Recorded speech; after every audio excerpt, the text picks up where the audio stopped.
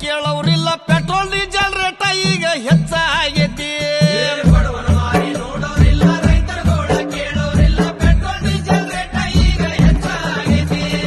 ಕಾಲ್ ಕೆಟ್ಟೈತಂತ ನೀವು ಕಟ್ಟಿ ಮೇಲೆ ಮಾತಾಡ್ತೀರಿ ಕಾಲ್ ಕೆಟ್ಟಿಲ್ಲಪ್ಪ ನಿಮ್ಮ ತಲೆ ಕೆಟ್ಟೈತಿ